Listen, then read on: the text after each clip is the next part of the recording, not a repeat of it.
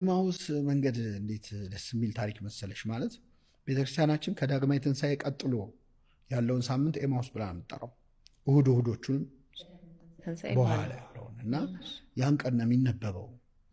ሁለት ሰዎች የትንሣኤውን የጌታን ትንሣኤ ሰምተው አልተዋጠላቸው፣ ሴቶች ነው ያሉት ብለው ቅድም እንዳልኩሽ ከኢየሩሳሌም 12 ኪሎ ሜትር መንገድ ኤማሁስ የምትባል መንገድ አለች።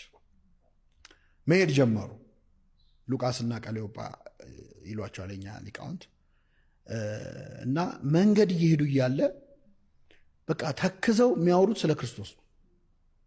በቃ በጣም ተክዘው እኛ በቃ እንዲያረጉት፣ ሰቀሉት፣ ገረፉት እያሉ ያወራሉ። ከዛ ጌታ መሃላቸው ተገኘ። መንገደኛው ነው አብሮ ሊሄድ ማለት። ጨለማ ነው፣ በደንብ አይታይም። እሱ መሆኑን አላወቁት እና አብሯቸው ሲሄድ ምን አላቸው? በመንገድ ስትሄዱ እንዲየጦለጋችሁ እየደከማችሁ ስለምንድን ነው የምታወሩት አላቸው። እንዴ ለኢየሩሳሌም እንግዳ ነህ ወይ? አልሰማህም እንዴ የተደረገውን? በሰውና በእግዚአብሔር ፊት በስራውና በቃሉ ብርቱ ነቢይ ስለነበረው ስለ ናዝሬቱ ስለ ኢየሱስ ነው የምናወራው። እንዴት እንደሰቀሉት እንደገደሉት ነው የምናወራው። ይኸው እኛ ይቤዠናል ብለን ተስፋ አድርገን ነበር። ይኸው ከሰቀሉና ከገደሉት እኮ 3 ቀን ሆነው። ሕያው ሆኖ አይተነዋል የሚሉ ሴቶችን ሰምተናል፣ ሴቶችን ሰምተናል አሉት። ከዛ ጌታ ስለሱ የተነገሩትን ከኦሪት ጀምሮ እንግዲህ ሁሉም የመጽሐፍ ቅዱስ ታሪክ የሚያወራው ስለ ክርስቶስ ነው። ከአዳም ጀምረሽ የሁሉም ታሪክ ስለ ጌታ ያወራል። ስለዚህ ስለሱ በሙሴ መጽሐፍት የተነገሩትን ይተረጉምላቸው ጀመርና ጸጥ ብለው እየሰሙ እየተማሩ ደረሱ ኤማሁስ ማለት።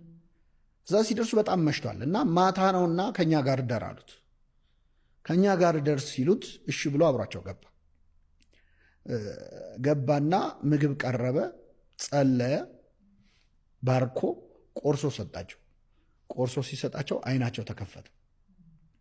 እሱ መሆኑን አወቁ ማለት ነው። ያኔ ተሰወራቸው። ቆርሶም ሰጣቸው፣ አይናቸው ተከፈተ ይላል። አይናቸው ሲከፈት በመንገድ ሲያናግረን መጽሐፍትን ሲተረጉምልን ልባችን ሲቃጠል አልነበር ወይ? ለካ እሱ ሆኖ ነው አሉ። ስለዚህ አናድርም እዚህ ብለው ተመለሱ ወደ ኢየሩሳሌም በማታ ሊናገሩ፣ ኧረ ተነስቷል ሊሉ ማለት ነው። እና ኤማሁስ ማለት ተስፋ ቆርጠሽ ከሄድሽበት መንገድ እግዚአብሔር የሚመልስሽ ቦታ ማለት